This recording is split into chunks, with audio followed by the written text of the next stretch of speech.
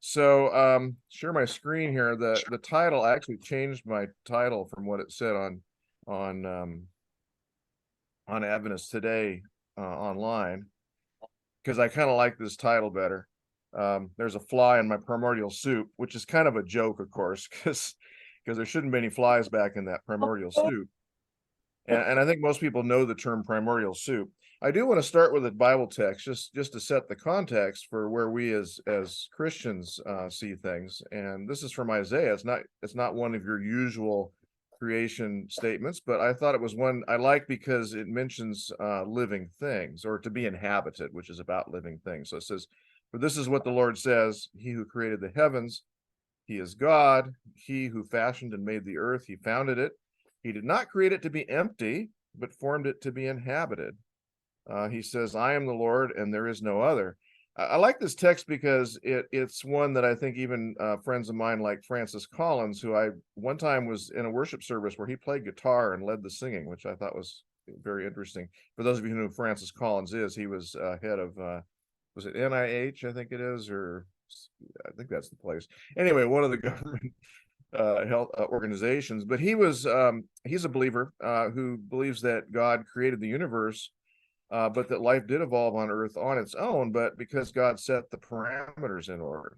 Now, I happen to not agree with him very well on that because I don't see the evidence that those parameters, no matter what you set up, we don't see any evidence of those. But nevertheless, he's a believer, even though he actually believes that some kind of primordial soup actually did give birth to life. So, anyway, with that, I want to begin with a bit of history because one of the reasons that a lot of us, and Lauren has mentioned this, primordial soup, life comes out of it. We have this hard time of even thinking about how life could arise that way because the history behind the idea of what's called abiogenesis, which is life from non-life, tells us that it can't happen. Now, going back historically, of course, Judeo-Christian culture, God has always been considered the creator. So there's no, we don't have much argument within our own community. That's who he is. The creator is God, the God of the Bible. If we go to the ancient Greeks, they actually, so this idea really of the primordial soup goes back much further than you might realize. The ancient Greek philosophers believed that, in fact, some organisms could spontaneously generate. And some Greek philosophers actually believed that life did evolve, arise from some sort of primordial slime. They didn't use that exact word. That's a translation, of course, and maybe a little bit of poetic license. But nevertheless, that air along with sunlight could take some sort of goo and life would come out of that. And Aristotle believed that process even continued to some degree, so that some organisms could spontaneously generate on a regular basis. And you may have heard that in the Middle Ages, people did believe, in fact, that rotting food or plant material was considered a source of spontaneous generation of vermin, like mice and flies and those sorts of things, because they just suddenly appear in these, stored food sources and things. And so the belief was that they spontaneously generated. So that was an early idea that hung around, and around the late Middle Ages or so, scientists started doing some experiments. And one of these turns out to be one pictured up in the upper right there. You can see the picture there of the jars. The idea that meat, if you leave it, it rots, and then all of a sudden maggots show up eventually. Well, Francesco Redi in 1688 did this experiment where he sealed some meat in jars where there was no way that flies could get to it. He left some with a gauze. You can see gauze covering there where maybe something from the flies might reach the meat. It didn't actually, because that mesh kept the flies from laying their eggs. And then the open jar, of course, where the maggots appeared. And from these kinds of experiments and others, Reddy basically showed that flies and other insects arise from eggs, just like, birds and all kinds of any kind of organism. And he kind of expanded that and said that all living things eventually come from eggs. And then, of course, as time went on, we developed microscopes, and you might remember the name Leeuwenhoek, one of the early ones that put together some microscopes and began to see things swimming in the water that were really tiny. So bacteria were discovered. And by the 1850s, everybody knew pretty much about bacteria in the biological world. But one thing they did still think that because bacteria was so tiny and, quote, so simple, there was this sense that bacteria were very simple organisms. Today we know that's not actually very true. They're actually quite complex, but nevertheless, that they could spontaneously generate. And of course, we are indebted to Louis Pasteur, who did the experiment shown on the right, lower right. You can see there he put some culture medium into glass containers, and he boiled it to sterilize it. And then he put, you notice this little kind of a neck that you can see there. Let's see if I can get my pointer here. Well, I can't find my pointer, but anyway, the neck is kind of bent around to keep the air from reaching the liquid. And as long as he kept that crook in the top of the container with that water barrier, you can see the little water barrier here, no bacteria would grow. And on the other hand, if you take and remove the lid so that that blockage is not there and air gets free access to the liquid, all of a sudden bacteria grow. And so he concluded that the bacteria were in the air and that bacteria come from other bacteria. They do not spontaneously generate. And today we know, of course, that's actually the case. So that bacteria and other microorganisms, just like any other organism, all have to be derived from other organisms by some sort of reproductive process.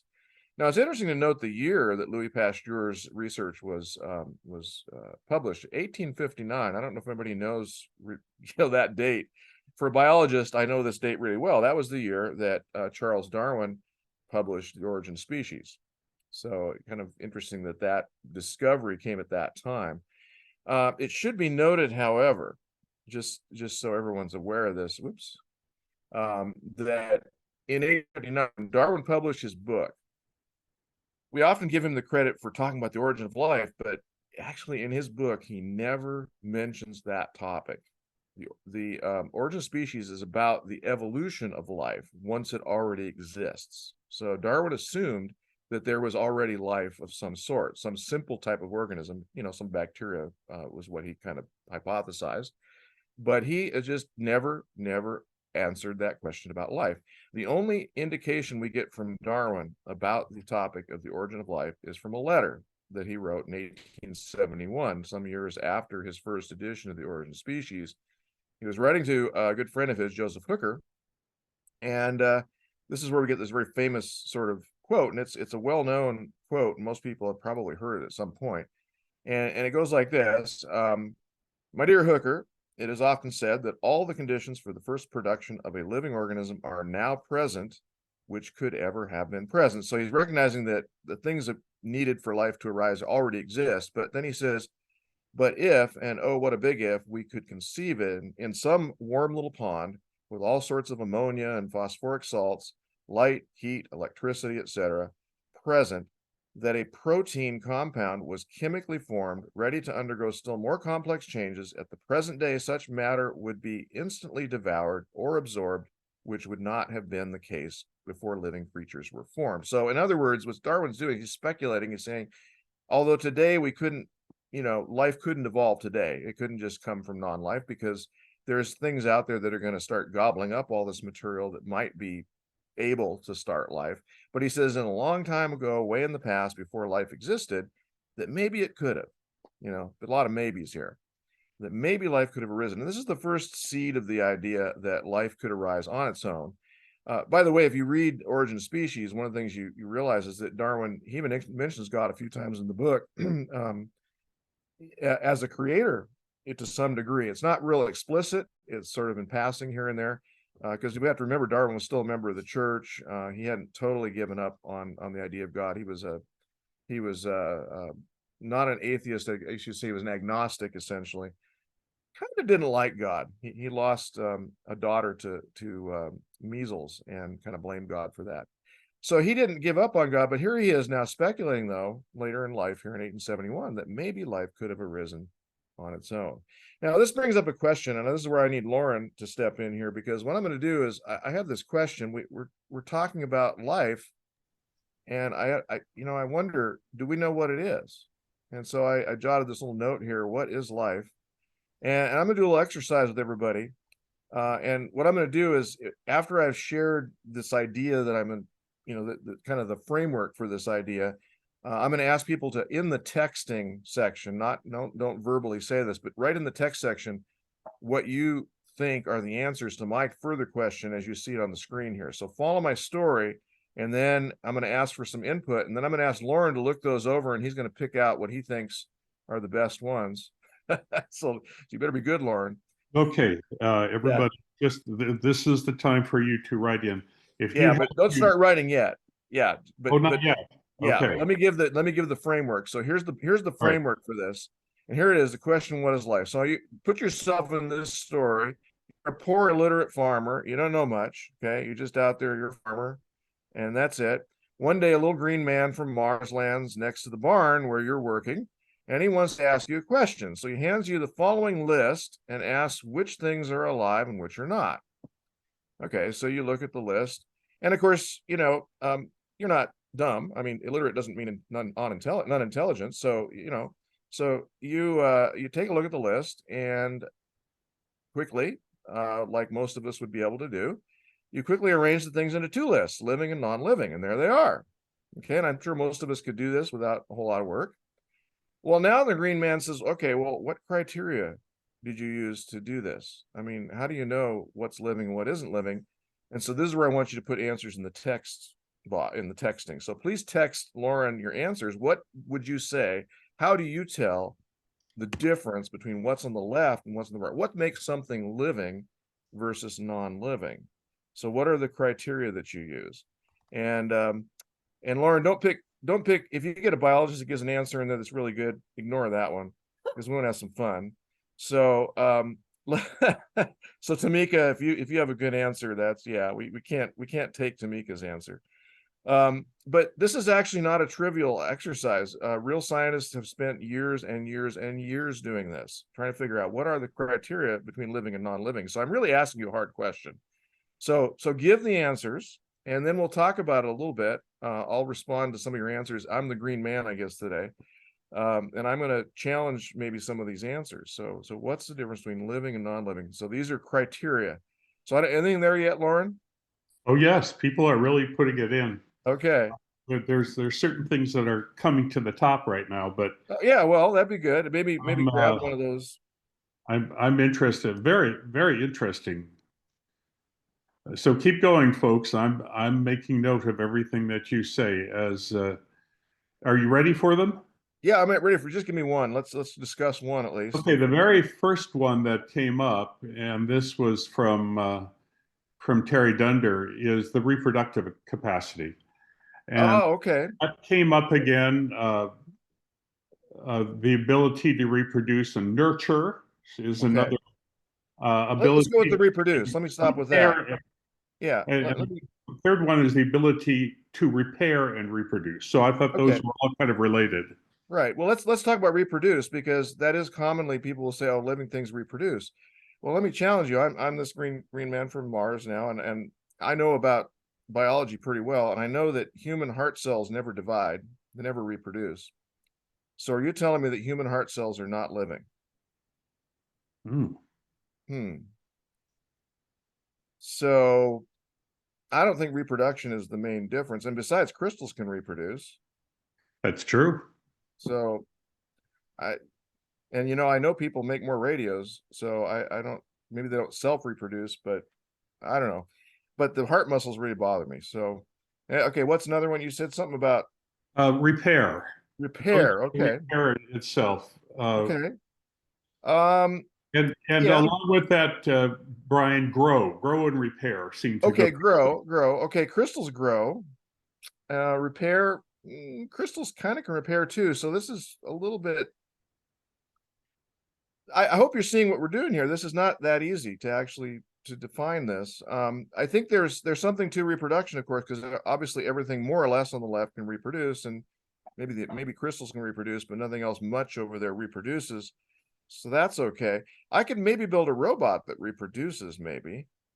Some have speculated that replicating robots are a possibility in the science fiction realm. How about this one, Bryan? Unpredictable response and movement. Unpredictable response and movement. Babies, that's good. Right? Maybe, except I think a robot would probably do that too. Hmm. And I'll tell you, depending on the driver, automobiles would do that. Here's another one, volition. Volition. Okay. That may be helpful, but did we need a brain for that? I mean, it seems like coral might be difficult to have volition.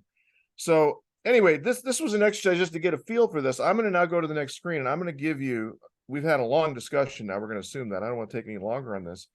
Here is the result of the green man and the farmer's discussion. And this is only one possible way to define life. And as you can see, there's caveats to a lot of this. I hope this next definition, though, deals with most of those. So here it is. So you make up the following, and this is an operational definition, okay? And this actually comes from a book, Pierre Luigi Luisi.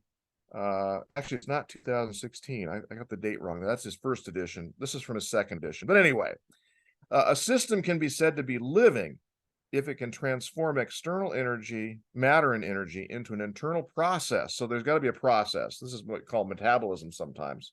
So that's got to be going on, of self-maintenance. And sometimes we call that, well, self-maintenance, I keep myself going, and production of its own components. Now, notice this definition doesn't require reproduction. Now, reproduction is certainly possible, and many living things do that. And ultimately, most do, in fact. But heart muscles are alive, even though they don't reproduce. But they do all the stuff on this list.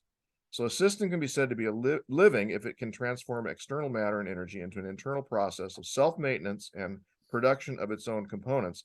Now, I asked the question, by these criteria, is a virus alive?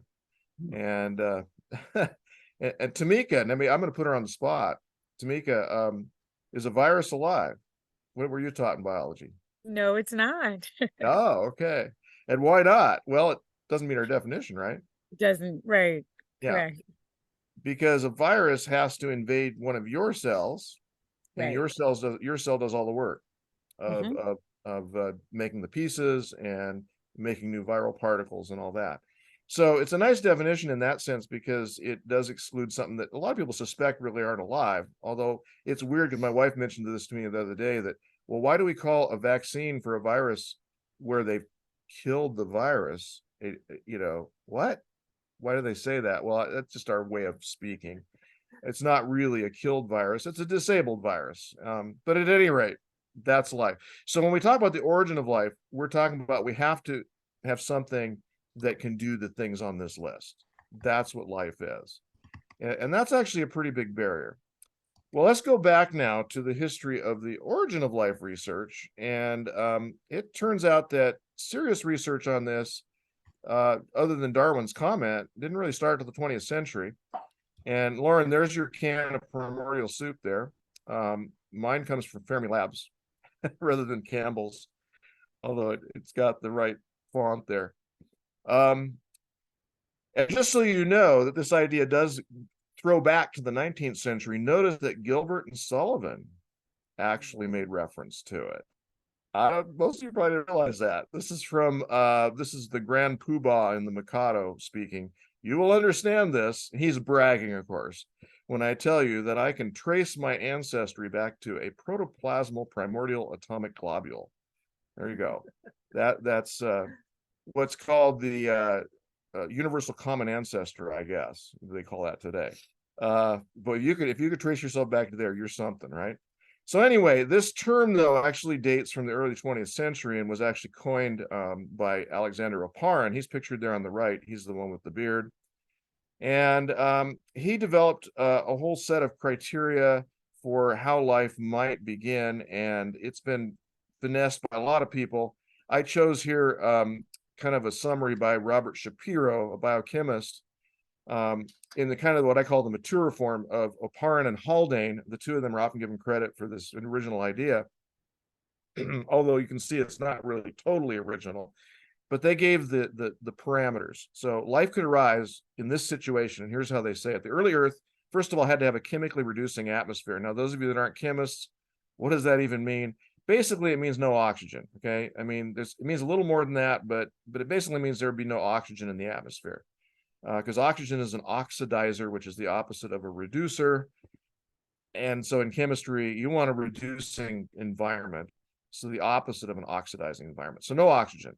And then the atmosphere, this atmosphere exposed to energy in various forms, sparks, lightning, whatever, produced simple organic compounds, sometimes referred in chemistry as monomers because they can be put together into large groups to make more complex molecules called polymers.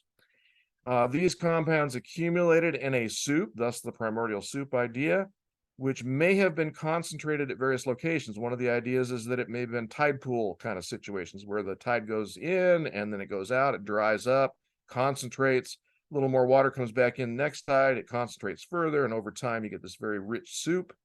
It could have been an oceanic vents. That's more popular these days because it's a good place to get away from oxygen. These are those underwater volcano, kind of vents. And then by further transformation, more complex, and by the way, I mentioned jazz hands. This is where the jazz hands come in. By further transformation, more complex organic polymers, and ultimately life developed in the soup. And there it is. There's your model. Now, there's a lot of things missing here. And in fact, although most textbooks don't admit that, there's a lot. There's just many, many unanswered questions that are inherent in just this list that I've just given.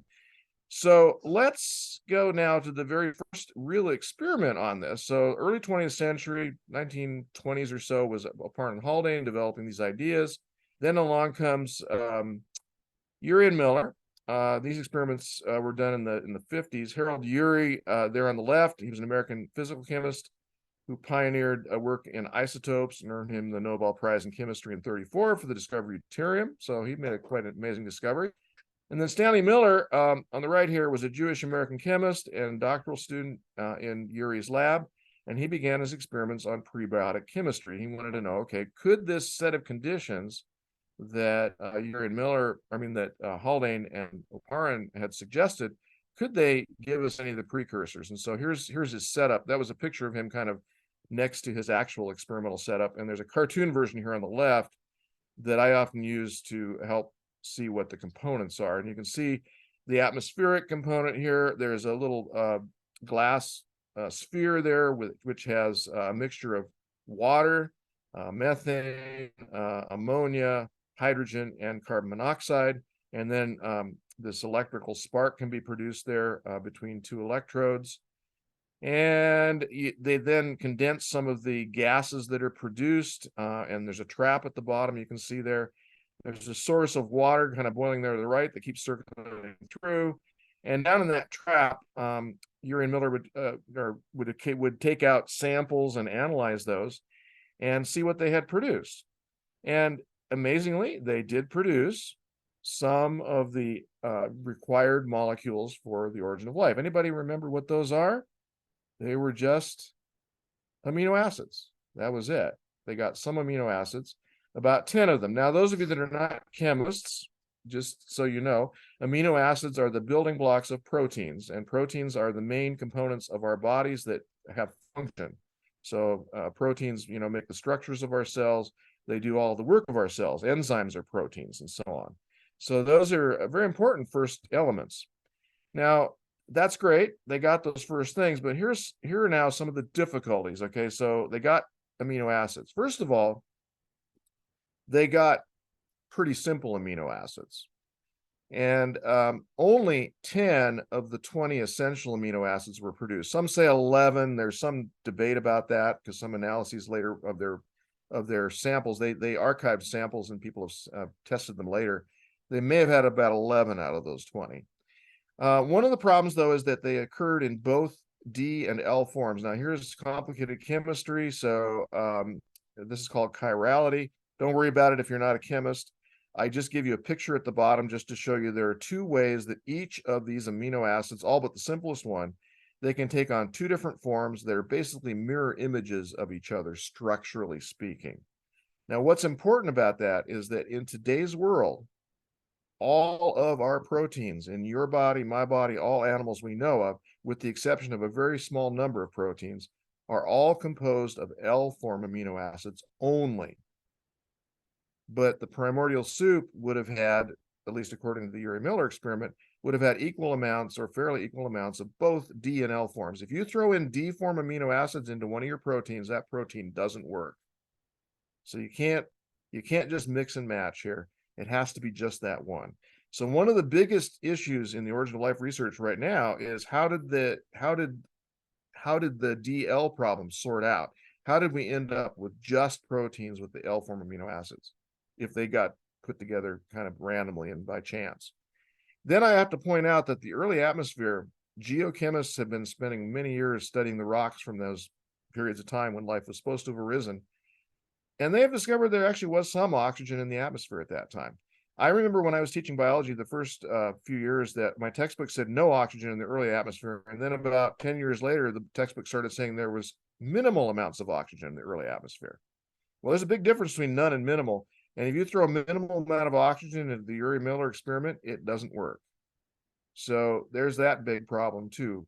And that's one of the reasons why sometimes they like to go down to the hydrothermal vents under the ocean to make this stuff happen rather than in a tide pool, because that little, primordial soup pool doesn't work so well. Okay, now, couple other problems. The only biologically important molecules they produce were amino acids, the only ones. Cells need much more than amino acids. They need lipids to make membranes. They need nucleotides so they can make DNA and RNA, and also for energy molecules. They need carbohydrates. Those are things like sugars and so on. So all those other things, none of those were made. None of those. So how do you put the first organism together without lipids, nucleotides, carbohydrates, and not even very many amino acids as it is?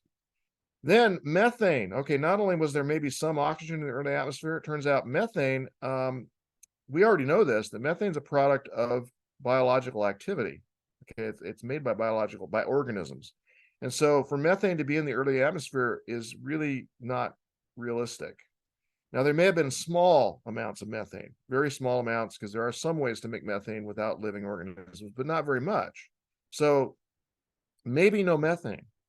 And then hydrogen also would have been much lower in concentration than the Urey-Miller experiment, low enough that probably the reactions they were seeing wouldn't happen. So even though this is the best experiment, by the way, the Urey-Miller experiment is the only experiment really still pointed to in textbooks. You can look at any biology textbook, and that's what they talk about. In spite of the amazing breakthrough that it has so many problems with it that it doesn't really answer hardly any of the questions that it kind of is proposed to have done. So in other words, the conditions of that experiment were almost certainly different than in the time period when life was supposed to have arisen. So this, at the very base of the origin of life theories, we have this big problem. Well, I'm not going to stop there because I could just say, well, that's it, we're done. But let's consider the Urey-Miller experiment suggested that the first life would have been protein-based. So let's just kind of run with that for a little bit and see where that leads us. So the building blocks of proteins are amino acids. I already mentioned this, but no known functional proteins can be constructed with just the 11. And notice that I'm going to give them that extra amino acid there. Those 11 amino acids, you can't make any of our modern proteins with those 11 amino acids. You need the 20. You might be able to get by with 19 or 18, but you certainly can't do it with 11. And secondly, there's no way to join amino acids together to form proteins much larger than about 10 or maybe 20 amino acids long. There's been some serious research done to try and see if we can get amino acids to join together into longer chains to make proteins. And that's the farthest they've gotten, 10 to 20 amino acids long.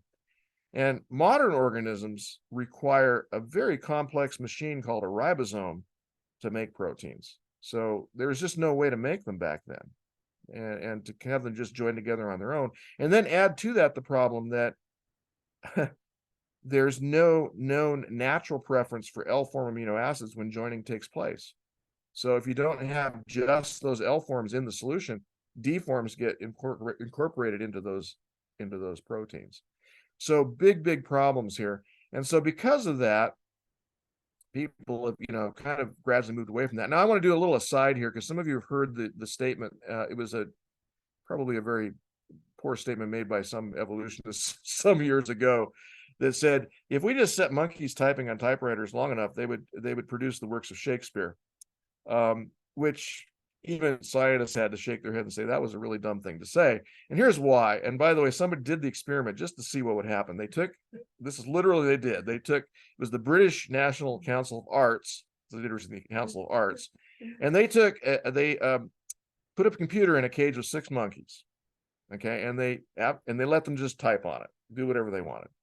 And after 1 month, the monkeys produced 50 typed pages. And out of those 50 pages, there was not a single word. Not a single word. Okay, not a word. Now, that's not surprising. I mean, monkeys don't know what they're doing on typewriters. In fact, if we just do straight probability, the probability of getting a single word, just the word I, because you have to have a space before and a space after that letter, right, to be the word I. Just to get that, it's a probability of 1 out of 27,000, that will happen. So to get anything further, and by the way, somebody did do the calculations for a Shakespeare sonnet, so not the complete works of Shakespeare, just one of his poems, 488 letters. And that is a probability of 1 out of 30 to the 488th power, which that's more than the number of particles in the universe, by the way, according to physicists' estimates. So it doesn't look like that's going to happen. So chance is a real problem when it comes to origin of life. That's kind of the take home here, that chance is just really, really going to sink you pretty quick. It's hard to get there. Well, let's talk about something more realistic in terms of origin of life. And this is a little unfair in a variety of ways, but it's just one way to think about it. Let's say that we wanted to produce the first protein that had some function. Okay, so you're going to make the very first protein that's the step towards life, a protein that does something. So the odds of producing a functional protein, and usually most functional proteins are at least 150 amino acids. So we're going to kind of give that as our length. And to do that, one of the ways of thinking about the probability of that, it's about 1 billion times worse than the odds of finding a single marked atom out of all the atoms in our galaxy via blind and undirected search. I give you a job there. We can all start working on that one, right? So it's a really low probability. And then here's a more complete statement here. If every event in the universe over its entire history were devoted to producing combinations of amino acids of the correct length in a prebiotic soup, an extravagantly generous and even absurd assumption. By the way, that's assuming the soup had all 20. Okay, so that's an unwarranted assumption, but we're going to give it that. The number of combinations thus produced would still represent a tiny fraction, less than 1 out of a trillion of the total number of events needed to have a 50% chance of generating a functional protein, any functional protein of modest length by chance alone. So the problem then, the above assumes 150 amino acids can link without an enzyme.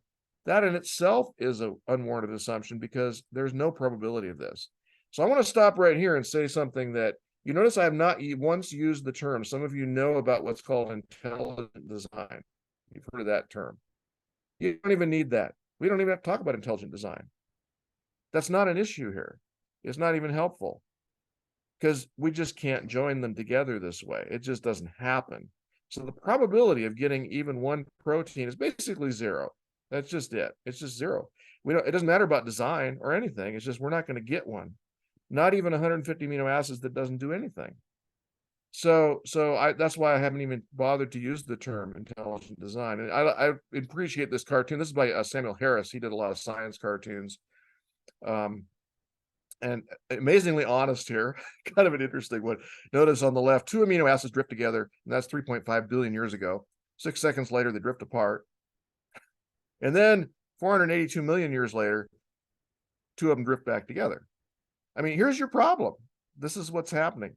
And in most of the primordial soup situations, the amino acids be so dilute that's literally that just having 2 of them run into each other would be almost amazing in itself. So anyway, I'm not sure exactly what his total point was here, but he is basically pointing out that that it took a long time for life to evolve, according to even evolutionary theory. Okay, so because protein first was a dead horse, a lot of people moved on from there, and so origin of life research moved to a different direction. And the currently most popular model for the origin of life is now the RNA world. Some of you may have heard of it, some of you may not have. Some of you may not even know what RNA is, but that's, be that as it may. So first of all, RNA is a part of our genetic material. And so RNA codes for information for making proteins. And so, but what was discovered some years ago is that there are some RNA molecules that can self-replicate. Okay. So that was why they started pointing to this. Because, they can replicate themselves. Reproduction is kind of important because if you're going to have a living system begin to take hold, you have to make more of it over time. And so here we go.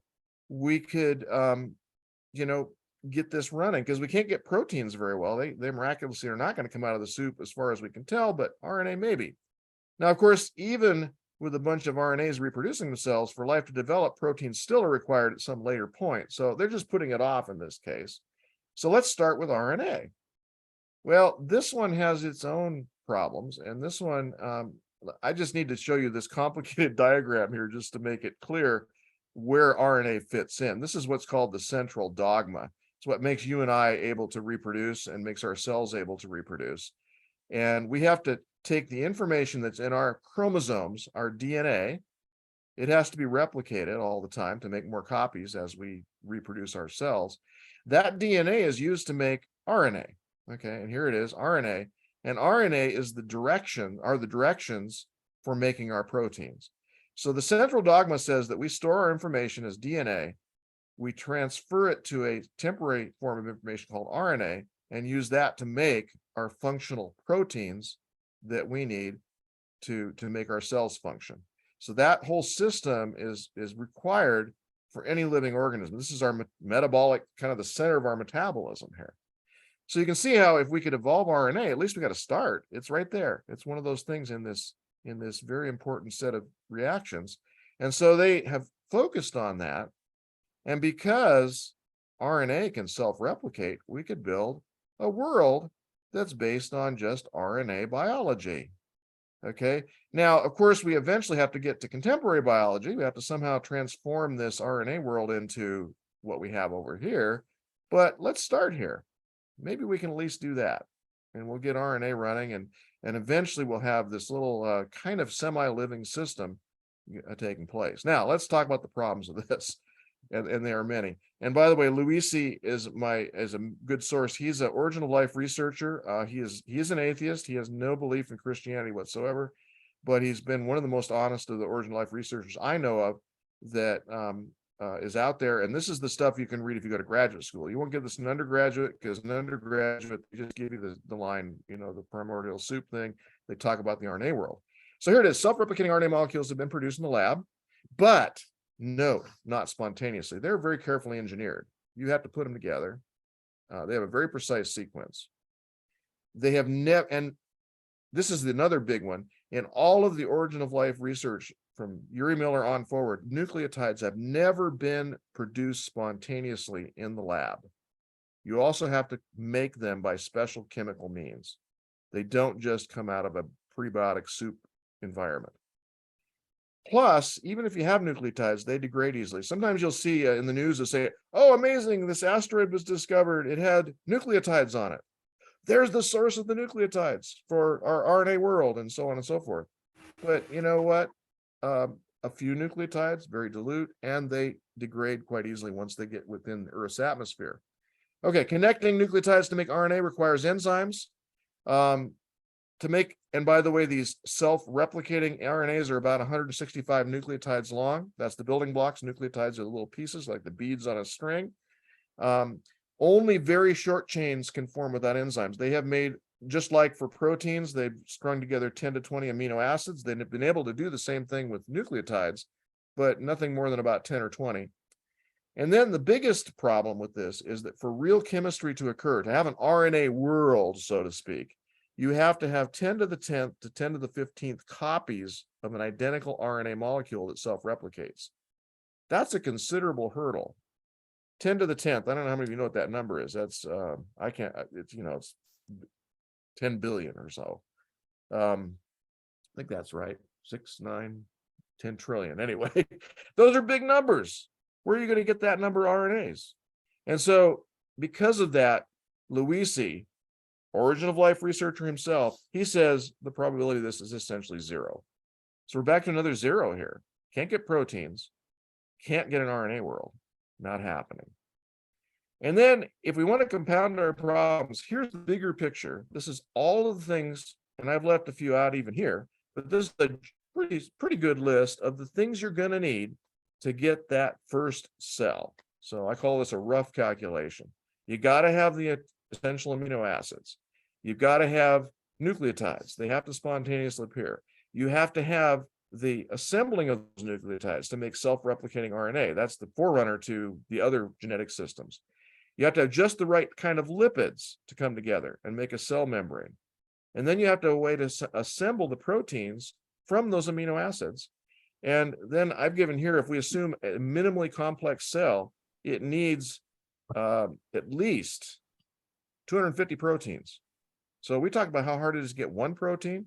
You got to have about 250 of them to have a real functional cell. And if you work the probabilities out, it comes out to something like 1 in 10 to the 41st thousandth power. Remember, there are about 10 to the 82nd atoms in the universe. Wow, I mean, we don't have enough particles to even try the experiment, let alone, get the results. It's just mind-boggling. So here's a picture. This is to dazzle you. This is the simplest cell of all. This is a bacterial cell called Mycoplasma genitalium. That is the simplest bacteria we know of. And if you look at that picture, I could spend an entire year in biology to teach you what's going on inside this cell right here. Right, Tamika? I mean, you could do a graduate degree just on this cell. So, I mean, that is so much going on there. And if you can't even get the first protein, how are you going to get to this? So when I talk about the problems of the origin of life from a scientific perspective, it's a big problem. So here's what Luisi says. And I love, again, his honesty here.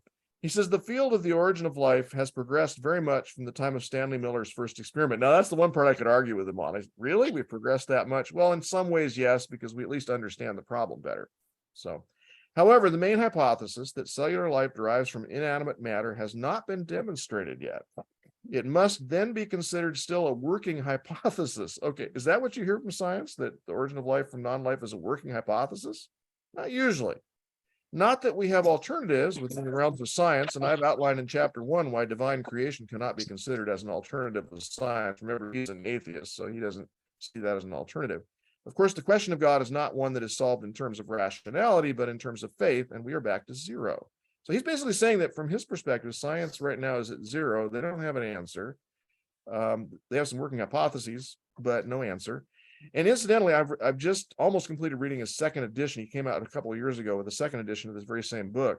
And in there, he actually hints in a few spots that maybe someday we may have to introduce some outside force, of some sort, like God maybe. He doesn't say it real clearly, but it's sort of in between the lines. And so, original life researchers are starting to recognize a little bit that you really don't have any place to go here. It's really tough. By the way, RNA World, his own comment here. He says, why then is there this popularity of the prebiotic RNA world? Okay, so that's the popular one right now. Why? Well, there are three reasons that come to mind. One is the already mentioned great success of the RNA world at large, which by inference gives confidence in the power of RNA, because they made some really cool looking models. Another reason is that from self-replicating and mutating ribozymes, one can conceive a paper a route to DNA and proteins, and then one has the whole story. And third is the lack of a good competitive model, namely the fact that there is no alternative mechanism that is supported experimentally. Of course, he says that this one isn't either, but oh well, this is the one they think has the best chance of being the winner. So that's why that's there. Okay, now, a couple more quotes. I just needed to kind of finish with a few of these and then move on a little bit. There is a well-known arithmetic at the basis of this question, which says that for a polypeptide chain with 100 residues, 20 to the 100th power different chains are in principle possible, a number so large that it does not convey any physical meaning. I don't even know what it means. In order to grasp it somewhat, consider that the proteins existing on our planet are of the order of a few thousand billions, let us say around 10 to the 13th. And with all isomers and mutations, we may arrive at a few orders of magnitude more. This sounds like a large number. Yeah. However, the ratio between the possible 20 to the 100th power and the actual change, say 10 to the 15th, corresponds approximately to the ratio between the radius of the universe and the radius of the hydrogen atom. Or to use another analogy, nearer to our experience, a ratio many orders of magnitude greater than the ratio between all the grains of sand in the vast Sahara and a single grain. Almost sounds biblical there, talking about the grains of sand. So, yeah, the origin of life researchers are really scratching their heads. It's really a tough one to go with. Since reproduction of vesicles occurs statistically, and by the way, this is Luisi's favorite. He believes the first life maybe started in vesicles. These are little membrane-bound structures in kind of a primordial soup, maybe. They started there, and then reactions started happening inside of these. So he's now critiquing kind of his own idea here. Since reproduction of vesicles occurs statistically after a while, the large majority of new vesicles will not contain either enzyme or template, and therefore the system will undergo death by dilution. So this is one of his worries. Death by dilution is typical of all cell systems where there is no regeneration of the macromolecular components.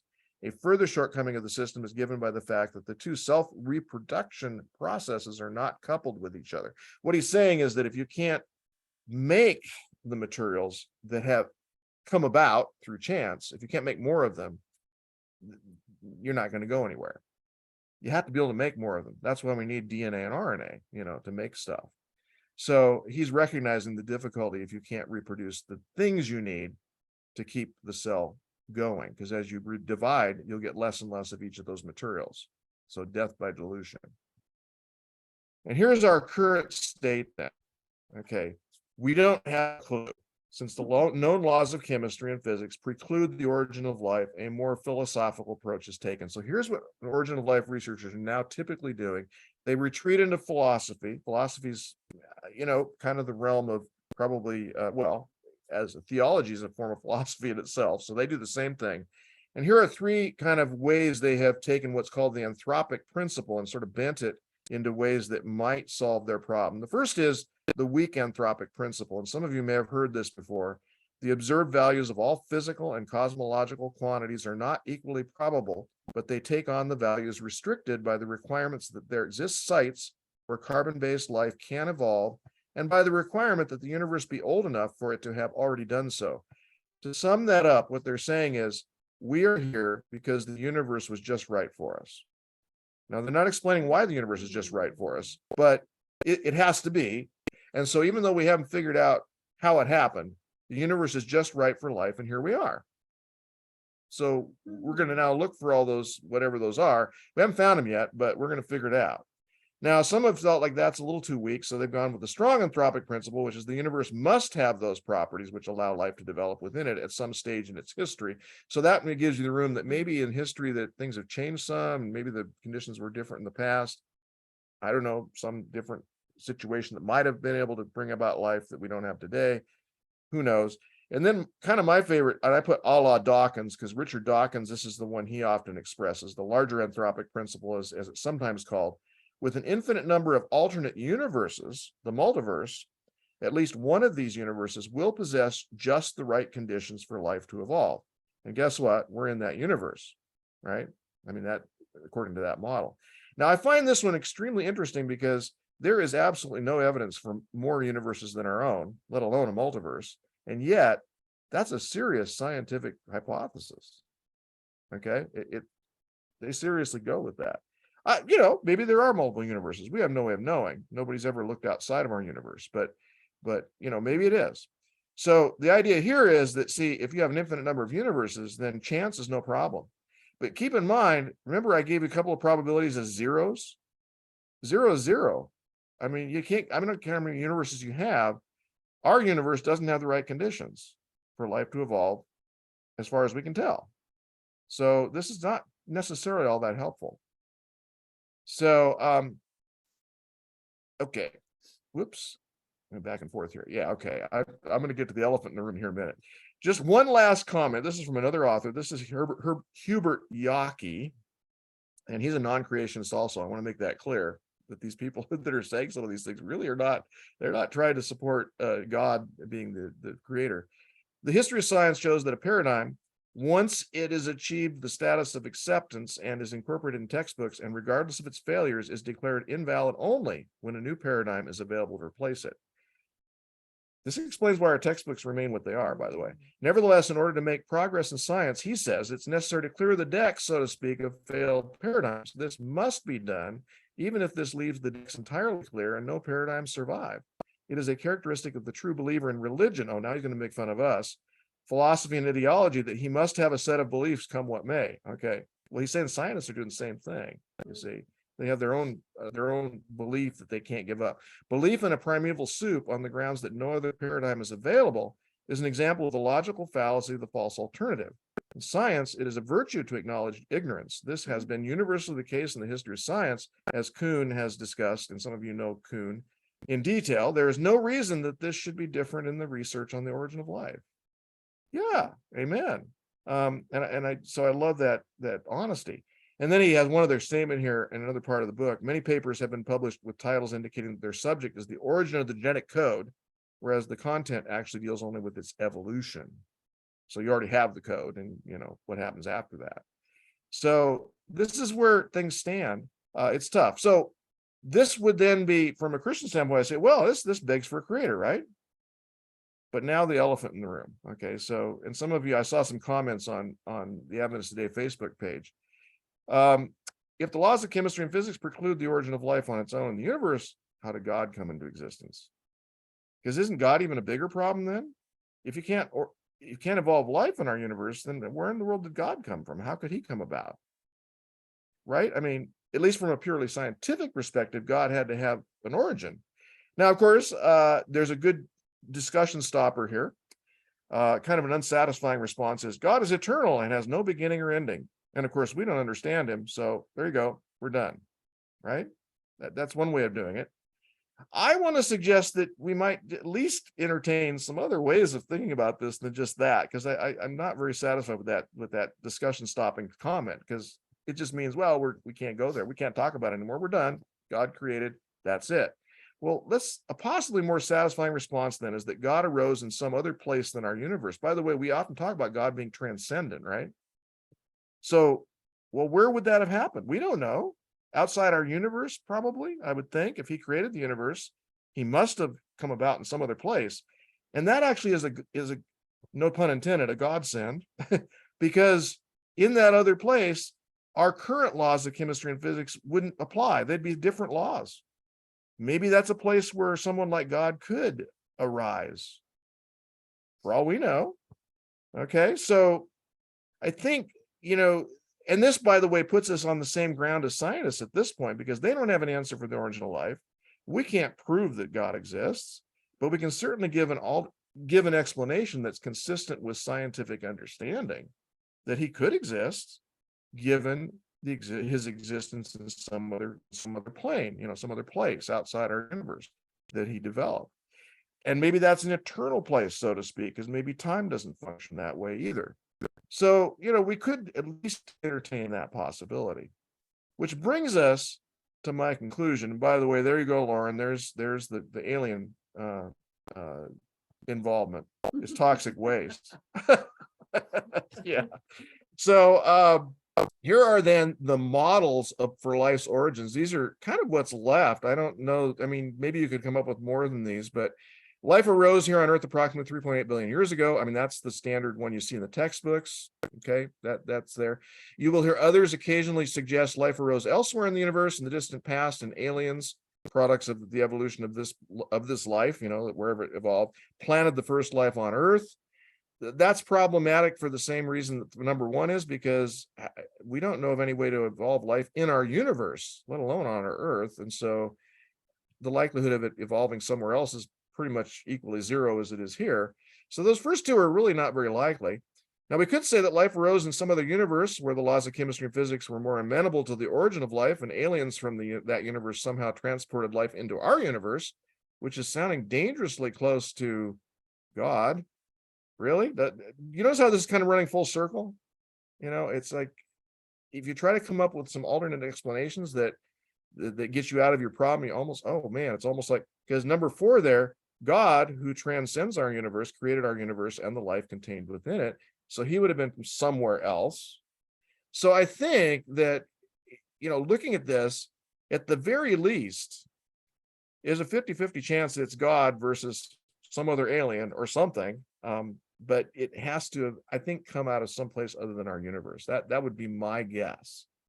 So for me, this provides adequate evidence that I have to believe in at least a God. Now, some people will argue, well, this doesn't prove it's the God of the Bible. No, it doesn't. But, my personal experience, and maybe yours as well, with the God of the Bible, I think also is part of the evidence we use. It's somewhat subjective, of course, but at least if we know that it had to have been a divine being, a God, a transcendent being, and I've had some personal relationships that suggest he does exist, that those two together give me the ability to say, yeah, I think God created the universe, God created life, and so on. So for me, that's why the scientific evidence really points more to creator than it does to just plain chemistry. And I'll finish with this statement here. This is from Colossians 1:16, yet another of our creation statements. For by him were all things created that are in heaven and that are on earth, visible and invisible, whether they be thrones or dominions, principalities or powers. All things were created by him and for him. And that is all I have to say. And I'm very interested in discussing some of this further.